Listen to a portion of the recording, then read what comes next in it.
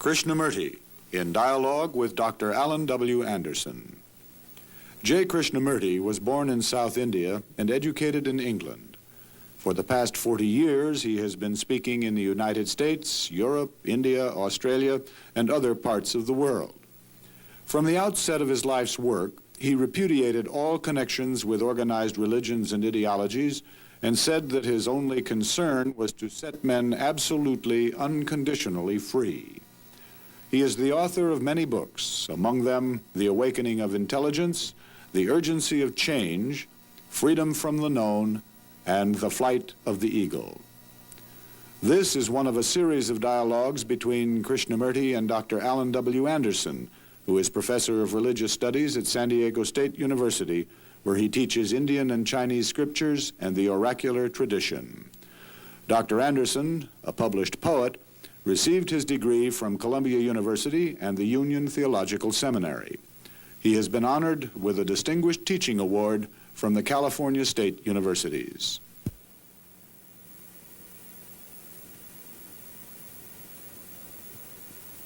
Mr. Krishnamurti, last time we were speaking, you made the remark that fear and pleasure are opposite sides of the same coin. And as I remember when we concluded our last conversation, we were still talking about fear. And I was thinking perhaps we could move from fear into the discussion of pleasure, but perhaps there's something more about fear that we need still to look into, to explore.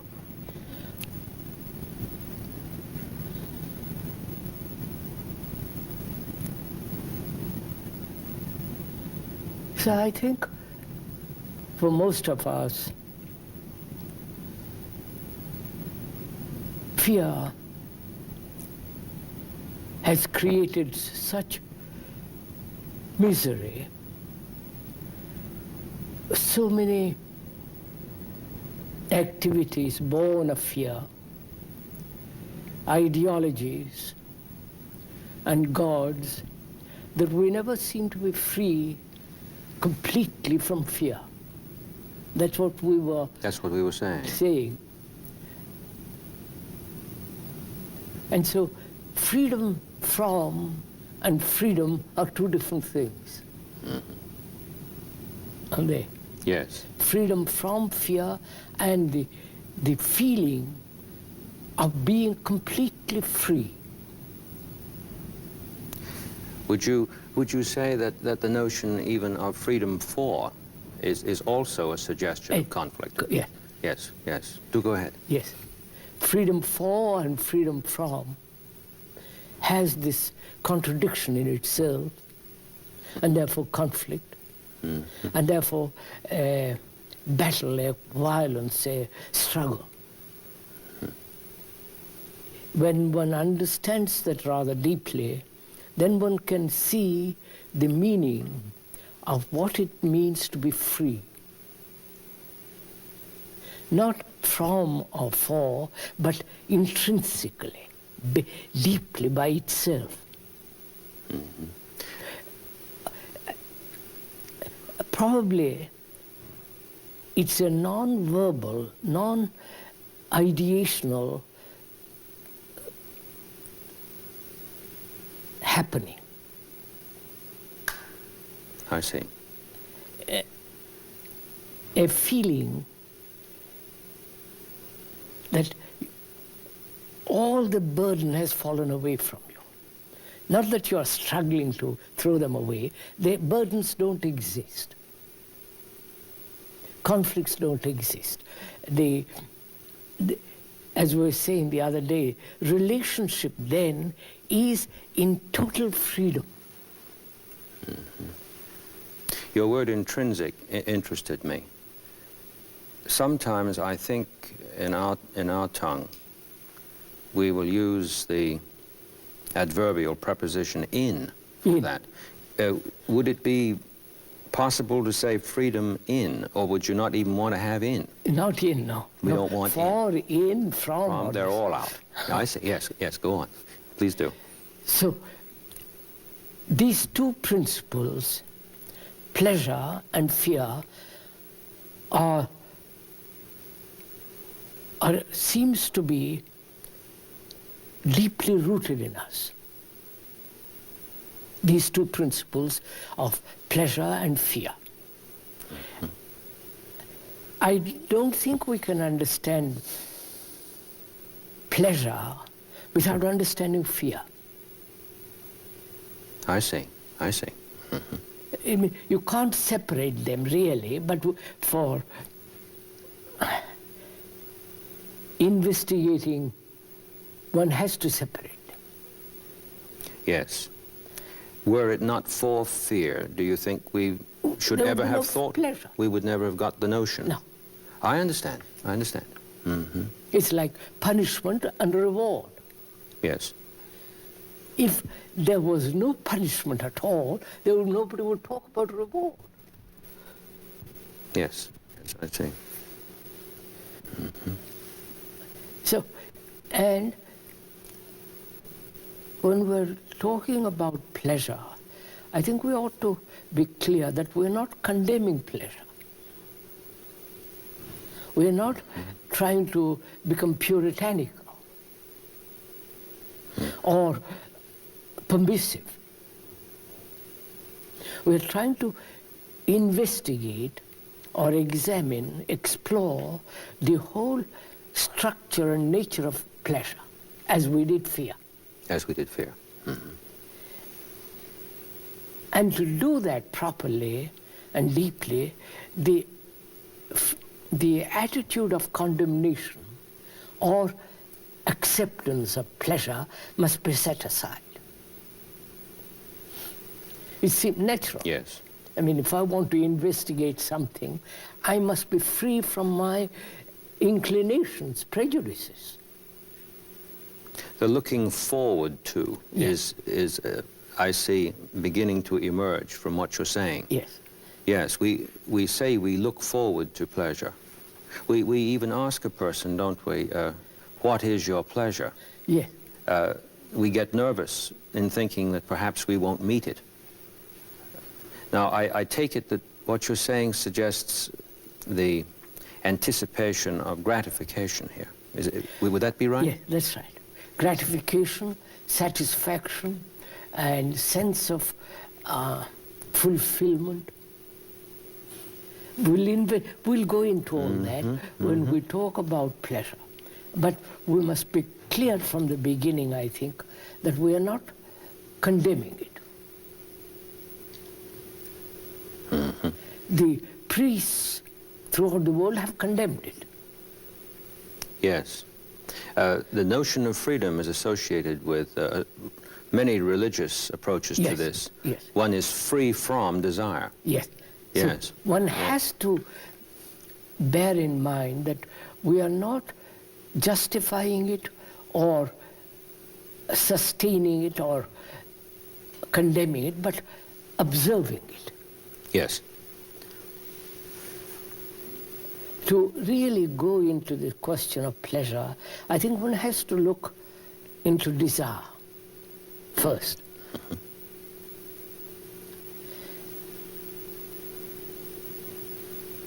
The more commercial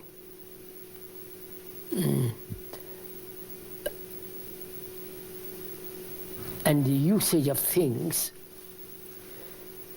the more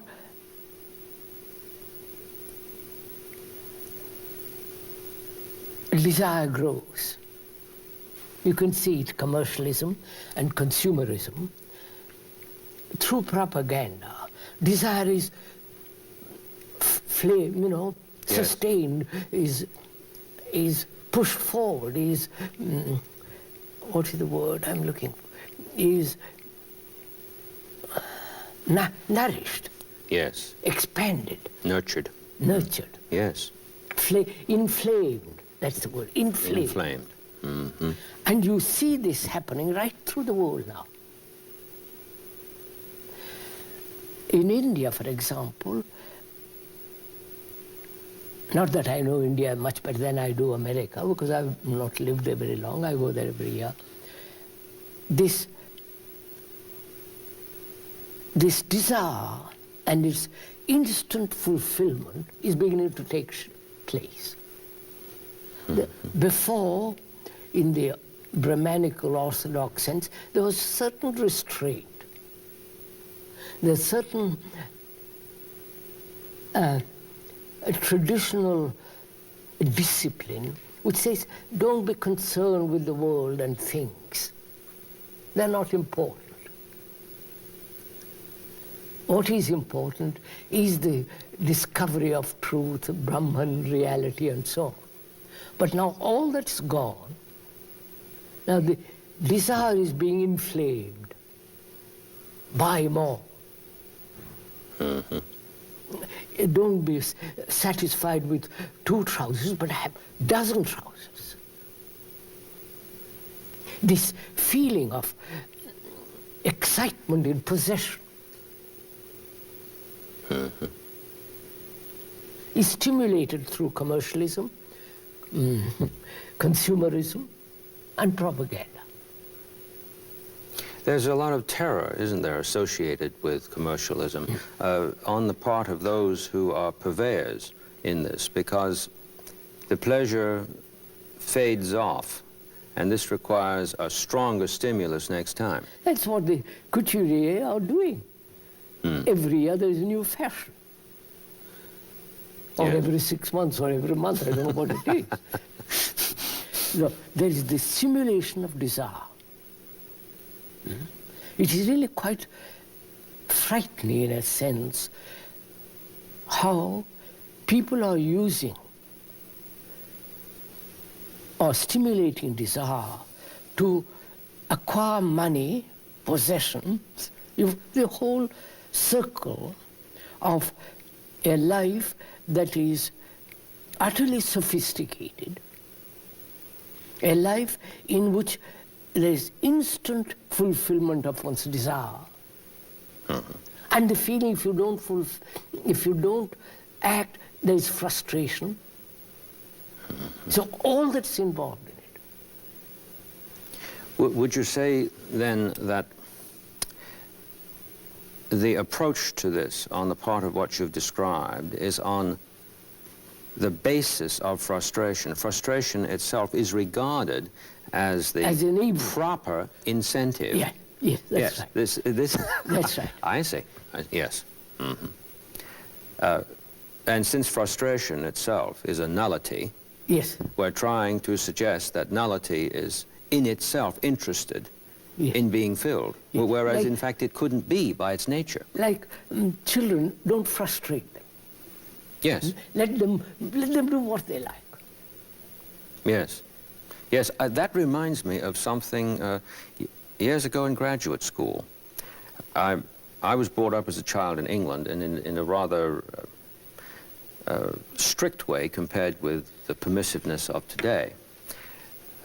And one of my graduate colleagues told me that he had been brought up by his parents in a totally permissive way. This was at Columbia University. And he looked at me and he said, I think you were better off because at least you had some intelligible reference against which to find out who you are, even if what you found out wasn't right, there was something to find out. Okay. Whereas I had to do it entirely on my own, and I still haven't done it. And he talked about himself as being constantly in the world trying to hide the fact that he was a nervous wreck. Okay. We had a long conversation over dinner. Yes.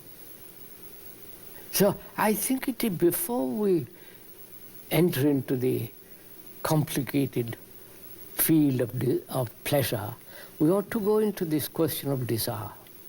Yes, I'd like to do that. I mean, desire seems to be a very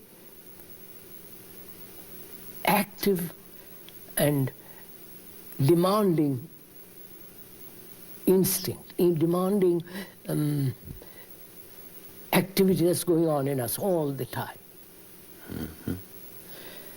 So what is desire?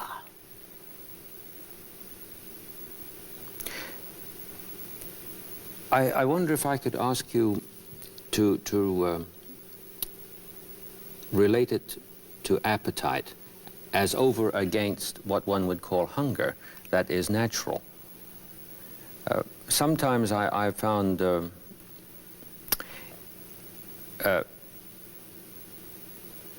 confusion that seems to be a confusion to me, and that's why I'm asking you.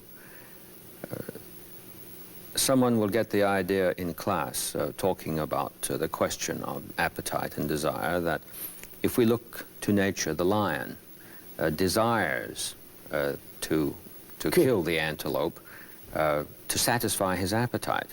Whereas it has seemed to me the correct reply to that is no, that's not the case. The lion wants to incorporate the antelope into his own substance. He's not chasing his appetite.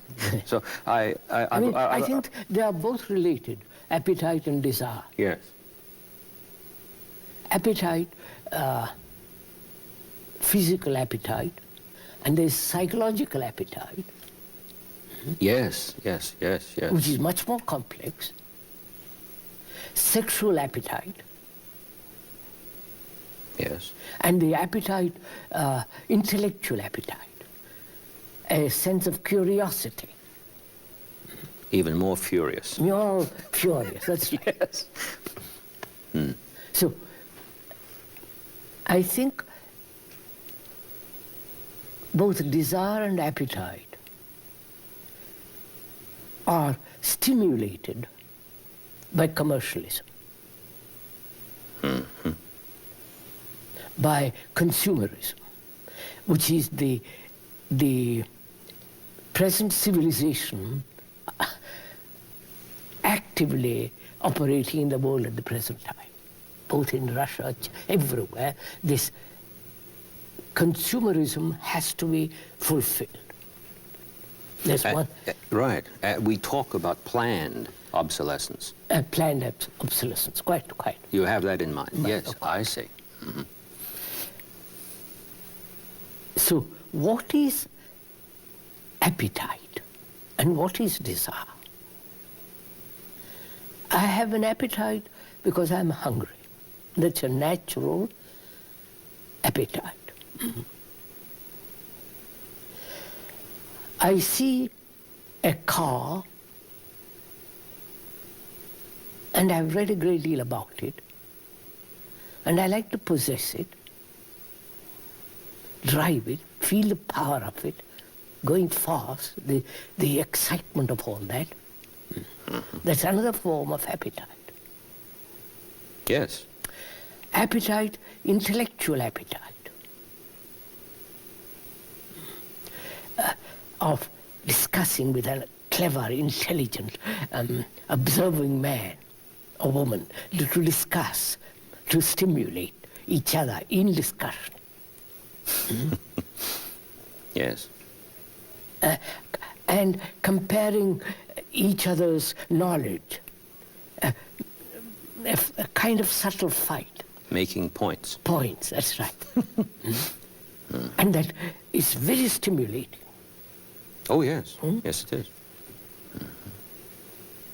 And there is the appetite, sexual appetite.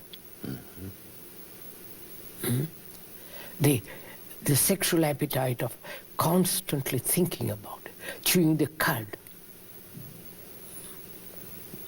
All that, both psychological and physical appetites. Normal, abnormal. The feeling of fulfillment and frustration. All that's involved in appetite. And I'm not sure whether religions, organized religions and beliefs, whether they will not stimulate a peculiar appetite for rituals. I have the notion they do.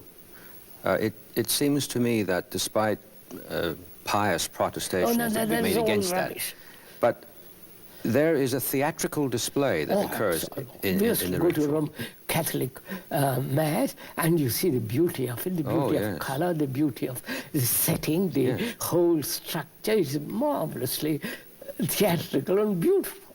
And for the moment, it appears that we have heaven on earth. Yeah, that's tremendously stimulating. But then we have to go out again. Of course. And it's all stimulated through tradition, through usage of words, chants, and a certain association of words, symbols, images, flowers, incense, all that is very, very stimulating. Yes. And if one is used to that, one misses it. Oh, yes, yes. I was thinking, as you were saying, about, as at least to my ear, extraordinarily beautiful a language as Sanskrit, and the chanting of the Gita, and the swaying back and forth, and then one sits down to study what the words say, and one says to himself, now look, what on earth is going on when we're doing this as over against what the word itself could disclose. Correct. But the seduction that is available, of course, it's self-seduction. One can't blame the language for being beautiful. It's the yes. And all this is encouraged. And the notion, I take it, that you're suggesting that we look at here is that there's a tremendously invested interest in keeping this up. Of course. Yes. Commercially it is. Yes. And if it is not sustained by the priests, the whole thing would collapse. So there's a battle to hold the human being in his appetites, which is really very frightening when you look at it. Frightening in the sense, rather disgusting in one way, exploiting people, and intrinsically destructive to the human mind. Yes, yes. I've had this problem in teaching, in my classes, in terms of my own discussion in class. Sometimes it has seemed that maybe the first stanza of a poem that I will have known by heart would be appropriate.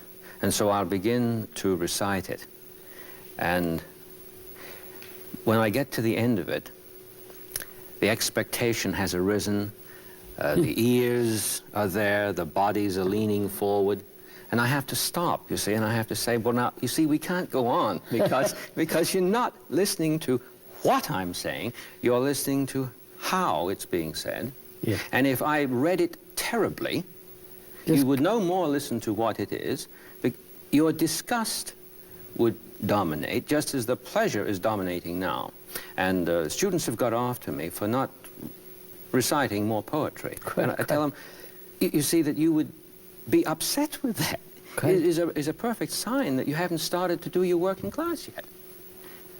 And then we're up against the problem that they think I'm being ascetical and denying the goodies. Yes, good, right.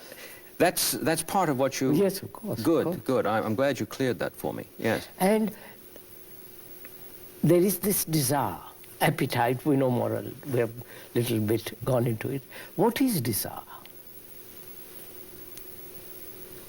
Because I see something and immediately I must have it. A gown, a coat, a tie, the feeling of possession, the urge to acquire, the urge to experience, the urge to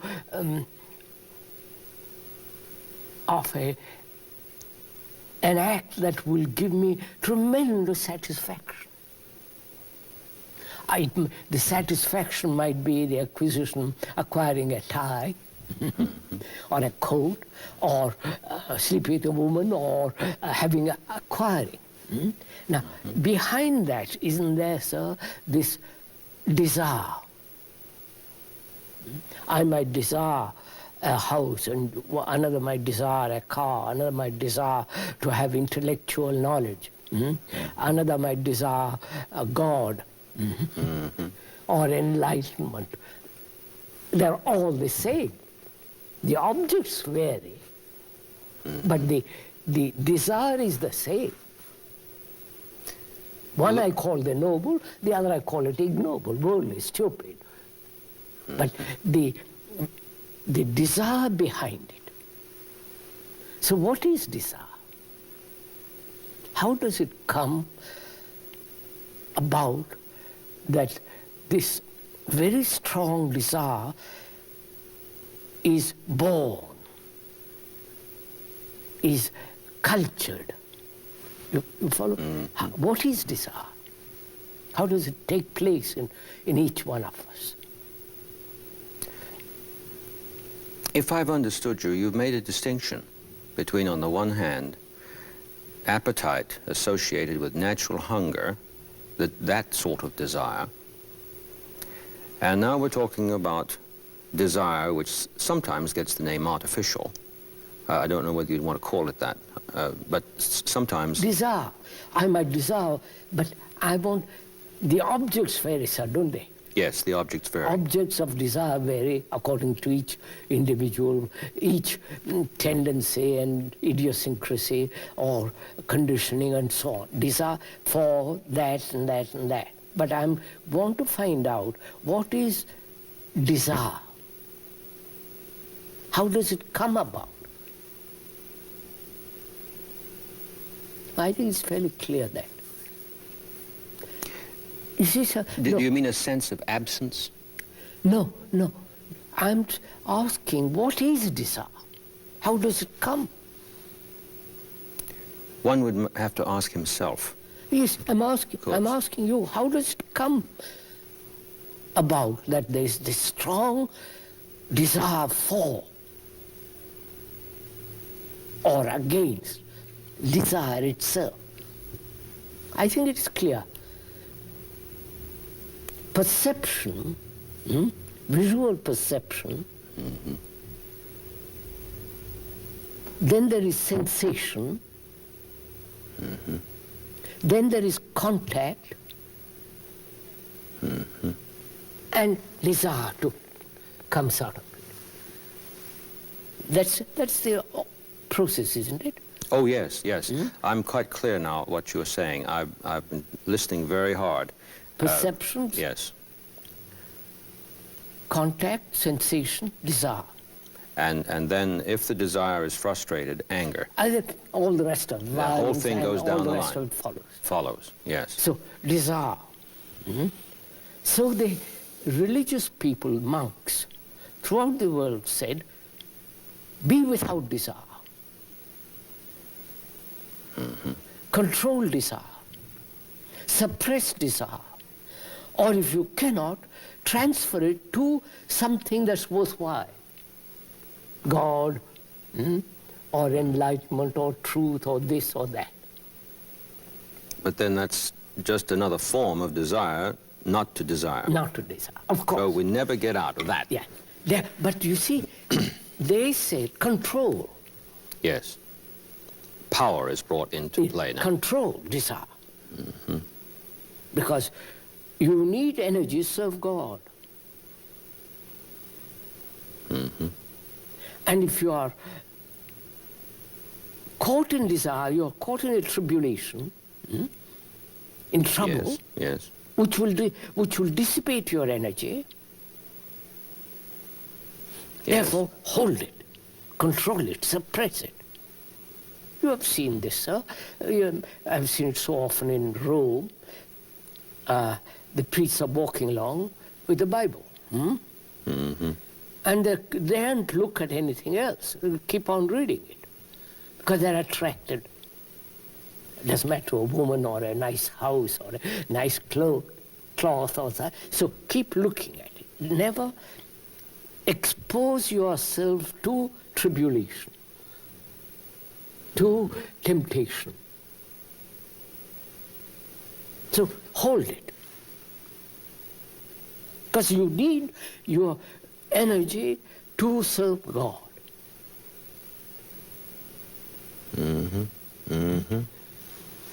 So desire comes about through perceptions, visual perception, contact, sensation, desire. That's the process of it. And then there's the whole backlog of memory of that in the past to reinforce it. Yes. Yes. Yes. I was taken with what you just said. Here's this book that's already outside me. Yes. It's really no more than what they put on horses when they run a race. Blinkers. Blinkers. Yes. Blinkers. The Bible becomes a blinker. Bible. The blinking Bible. Yes. I follow that. But the thing that caught me was never quietly looking at it. No, that's it, sir. The desire itself. Yes. I walked once behind a group of monks in India, and they were very serious monks. The elderly monk with his disciples around him, they were walking up a hill, and I followed them.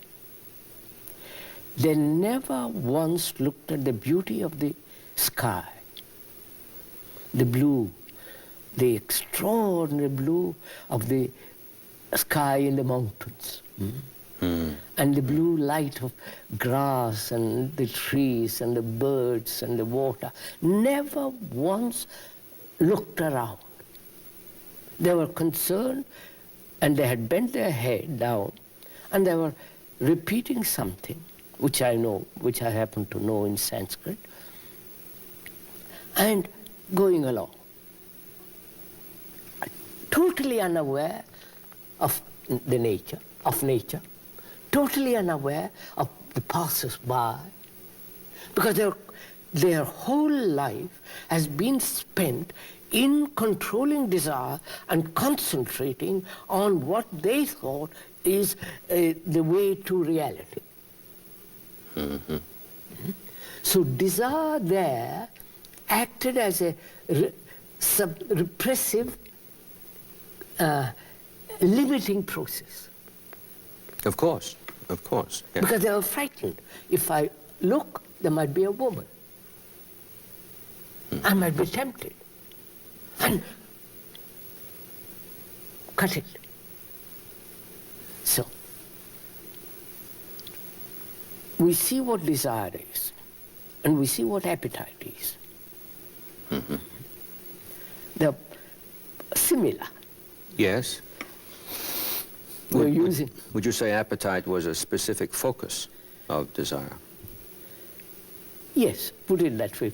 Yes. All right. But they're both go together. Oh, yes. They're not two. They're two different words for the same thing. Now, a problem arises. Need there be a control of desire at all?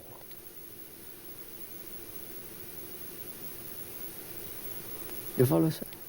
Yes, I'm asking myself, because in our conversations, I've learned that every time you ask a question, if I take that question and construe it in terms of a syllogistical relation to things that have been stated as premises before, I'm certainly not going to come to the answer that is not the right answer as over against the wrong answer. I'm not going to come to the one answer that is needful. So every time you've asked me this morning, I have asked myself inside. Yes, please go ahead. So that, you see,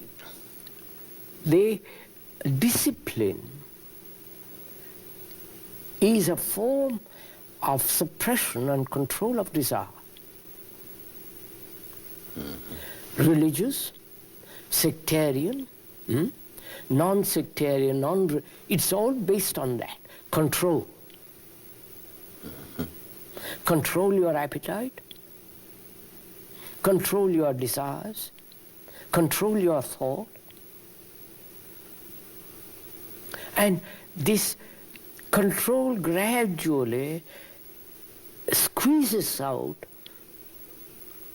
the flow of free energy.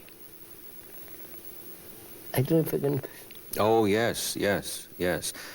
And yet, amazingly, the Upanishads in particular have been interpreted in terms of tapas as encouraging this control. Yeah, I know, Yes. I know. I mean, in India, it is something fantastic. The monks who have come to see me, they're called sannyasis, they have come to see me. They're incredible. I mean, if I can tell you, a monk who came to see me some years ago, quite a young man, he left his house and home at the age of 15 to find God. And he had renounced everything, put on the robe. And as he began to grow older, at 18, 19, 20, sexual appetite was something burning. Mm-hmm. He explained to me how it became intense. He had taken a vow of celibacy, as sannyasis do, monks do. And he said, day after day, in my dreams, in my walk, in my going to house, begging, this thing was becoming so like a fire. Do you know what he did to control it? No, no. What did he do? He had it operated. Oh, for heaven's sake. Is that a fact? That... Sir, no, his urge for God was so, you follow, sir? Yes. The idea, not the reality. Not the reality, no. So he came to see me. He had heard several talks which I had given that place. He came to see me in tears. He said, now what have I done? You follow, sir? Oh, I'm sure, yes. What have I done to myself? I cannot repair it. I cannot grow a new organ. It's finished. And he was insane. That's the extreme. But it is, all control is in that direction. Mm-hmm. I don't know if I'm... Yes, this is terribly dramatic. The one who's sometimes called the first Christian theologian, Origen, yeah. castrated himself. Yeah. Out of, as I understand it, a misunderstanding of the words of Jesus. If your hand offends you, cut it off. I mean, that's authority incredible. to me is criminal in these directions. Doesn't matter who says it. And like the monk that you just described, Origen came later to repent of this in terms of seeing that it has nothing to do with anything. It's just a terrible thing. Was this monk, if I may ask, also saying to you in his tears that he was absolutely no better off in any way, shape, or form? No, on the contrary, he said, I've committed a sin. I've committed an evil act. Yes, yes, of course, yes. He realized what he had done. Yes. That through that way, I mean, there is nothing. Nothing. No, I've met so many, not such extreme forms of control and denial, but others. They have tortured themselves for an idea. You follow, sir? For a symbol, for a concept. And I've sat with them, discussed with them, and they begin to see what they have done to themselves. I met a man who was high up in the bureaucracy. And one morning he woke up and he said, I'm passing judgment in court over others. Punishment. And I seem to say to them, I know truth. You don't, you're punished. So one morning he woke up and he said, this is all wrong. I must find out what truth is. So he resigned, left, and went away for 25 years.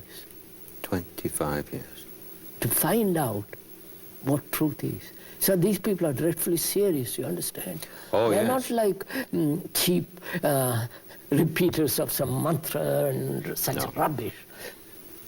So somebody brought him to the talks I was giving. And he came to see me the next day. He said, "You're perfectly right. I have been meditating on truth for 25 years. And it has been self-hypnosis, as you pointed out. I've been caught in my own verbal, intellectual formula structure, and I haven't been able to get out of it." You understand, sir? 25 years.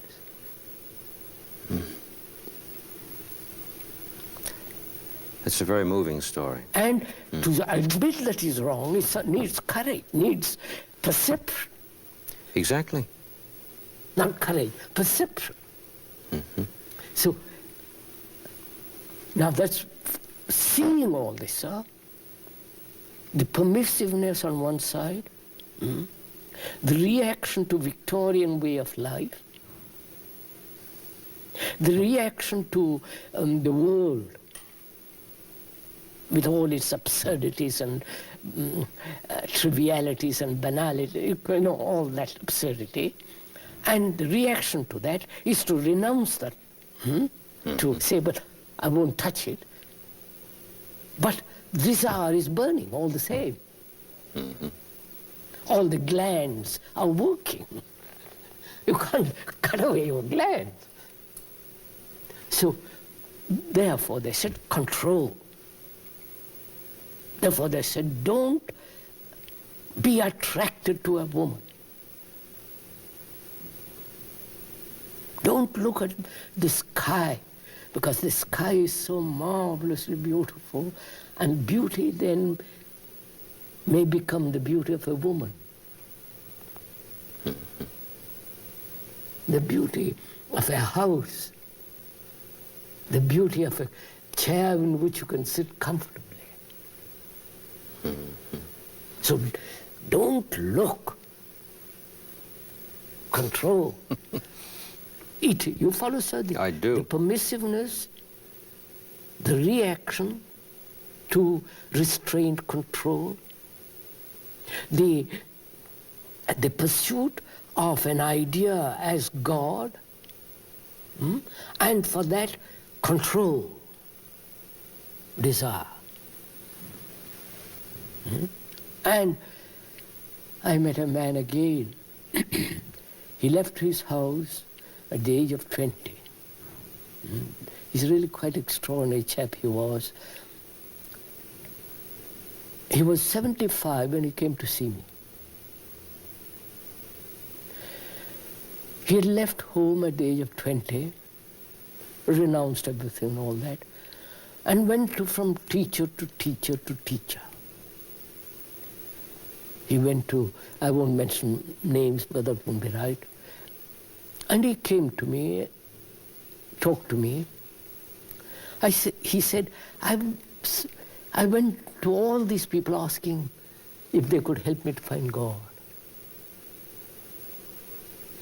I've spent from the age of 20 till I'm 75, wandering all over India. I'm a very serious man, and not one of them has told me the truth. I've been to the most famous, to the most socially active, the people who talk endlessly about God. After all these years, I return to my house and find nothing. And you come along, he said to me, you come along. You never talk about God. You never talk about the path to God.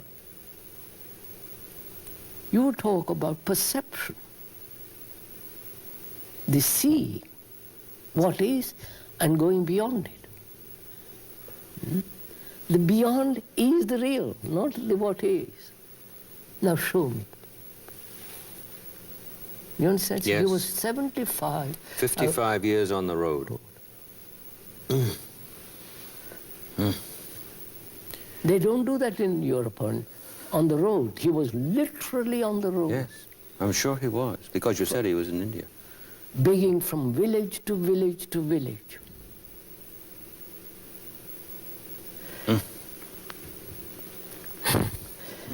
I mean, when he told me, I was in so moved, tears almost, you know, to spend a whole lifetime, as they do in business world. Yes. 50 years to go day after day to the office and die at the end of it. It is the same thing. Fulfilling of desire. Money, money, money, money. More things, things, things.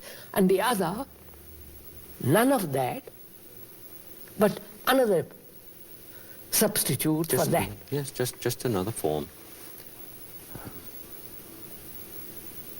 So, looking at all this, you know, it is dreadful what human beings have done to themselves and to others. Seeing all that, one inevitably asks the question, how to live with desire? You can't help it, desire is there. The moment I see something, a beautiful flower, the admiration, the love of it, the smell of it, the beauty of the petal, the quality of the flower and so on, the enjoyment. One asks, is it possible to live without any control whatsoever?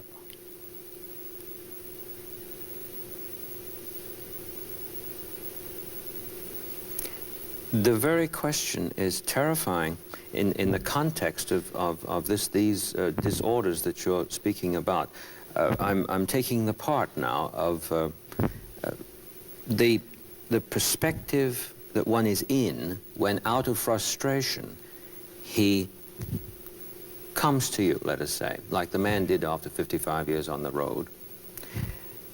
The minute he walks in the door, he's come to get something he doesn't already have. Oh. And as soon as you make that statement,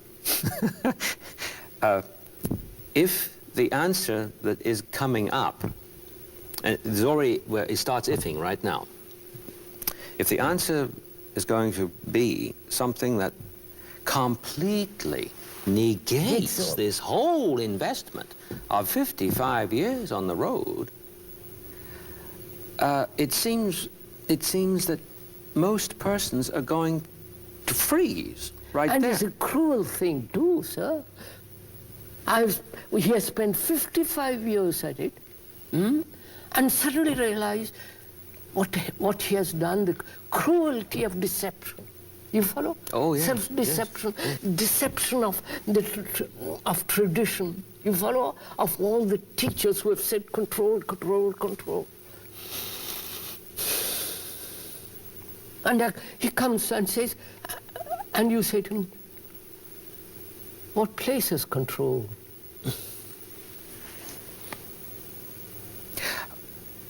I think I'm beginning to get a very keen sense of why you say, go into it. Yes. Because there's a place there like dropping a stitch, we might say. Yes. If he doesn't get past that initial shock, then he is not going to go into it. No. Yes. So we talked, I spent hours, we discussed, we went into it, gradually saw. He said, quite right. So, sir, unless we understand the nature and the structure of appetite and desire, which are more or less same, we cannot understand very deeply pleasure. Yes. Yes, yes. I see why you've been good enough to lay this foundation Yes. before we get to the opposite side of the coin. Yes. Because pleasure and fear are the two principles that are active in most human beings, in all human beings. And they are, that is reward and punishment. Don't bring up a child through punishment, but reward him. This is the, the psychologists are advocating some of this. Yes, yes, yes. They're encouraged by the experiments on Pavlov's dogs. Dogs or pigeons or ducks. Right. Geese. Do this and don't do that. Mm-hmm. So, unless we understand fear, understand in the sense, investigate, see the truth of it, and go, if the mind is capable of going beyond it, to be totally free of fear, as we discussed the other day, and also to understand the nature of pleasure. Because pleasure is an extraordinary thing. And to see a beautiful thing, to enjoy it. What's wrong with it? Nothing. Nothing. Nothing. Nothing. But see what is involved in it. right, the mind plays a trick there. I say to myself, I can't find anything wrong with it, therefore nothing's wrong with it. But I don't really believe that necessarily. No. And I was thinking a little while ago, when you were speaking about the attempts through power to negate desire, through power. Because search for power, that's right. Negating desire is search for power. Would you be saying that one searches for power in order to secure a pleasure that has not yet been realized? Yes. I understood you well then. Yeah. I see. Oh, it's a terrible thing. But it is a reality. Oh, it's going on. It's going on. Oh, yes. But we're taught that from children. That's just it, sir. So, pick up any magazine, the advertisements, the half-naked ladies, women, and so on, so on. So, pleasure is a very active principle in man, as fear. Oh, yes.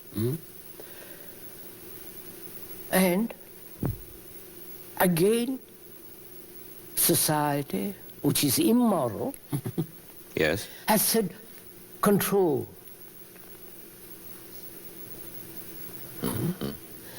One side, religious side, control, and commercialism says don't control, enjoy, buy, sell. You follow?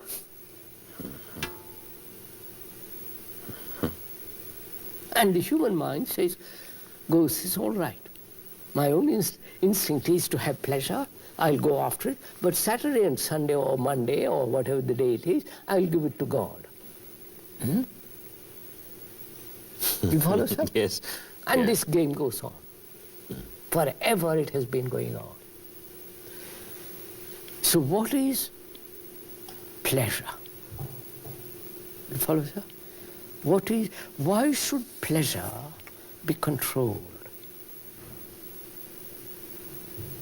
Why should, I'm not saying it's right or wrong, please, let's be very clear from the beginning that we are not condemning pleasure. We are not saying it must be, you must give reins to let it run, or that it must be suppressed or justified. We are trying to understand why pleasure has become such extraordinary importance in life. Pleasure of enlightenment, you follow, sir? Pleasure of sex, pleasure of possession, pleasure of knowledge, pleasure of power. Heaven, which is regarded as the ultimate pleasure, of course, is usually spoken of theologically as the future state. Yes. Which, this is to me very interesting in Yes. terms of what you've been saying. And even at the level of gospel songs we hear, when the roll is called up yonder, I'll be there when it's called up yonder, correct. Which means at the end of the line. And then there's the terror that I won't be good enough when that. Yes. So I'm tightening up my belt to pay my heavily insurance policy on Saturday and Sunday, the 2 days at the weekend that you mentioned. What if you got caught from Monday through Friday? Yes. So,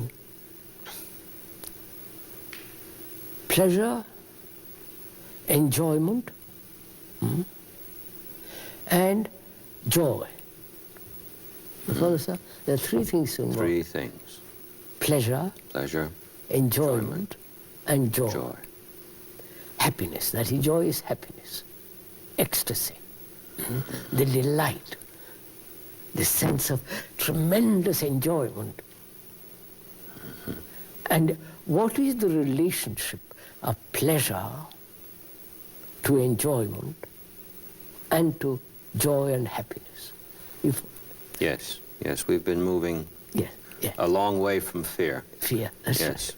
But I don't mean moving away by turning our back on it.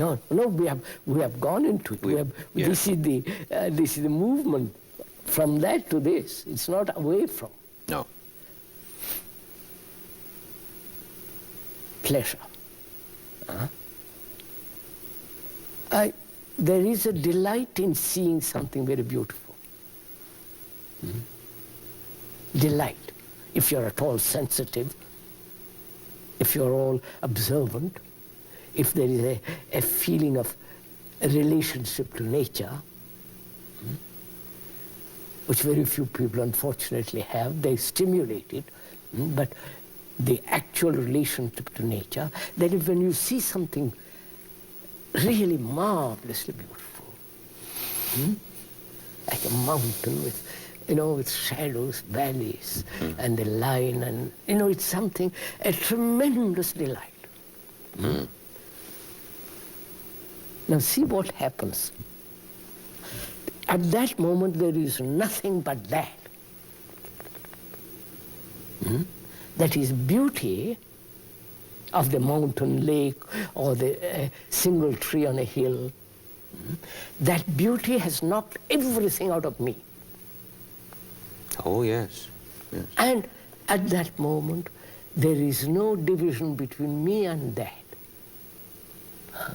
There is a sense of great purity and enjoyment. Exactly. Now then, see what takes place. I see we've reached a point where we're going to take a new step. I feel it coming on. It's amazing how this thing has moved so inevitably, but not unjoyfully. No. Not unjoyfully. No. In our next conversation, I would just love to... We are going on. Yes. Is it time?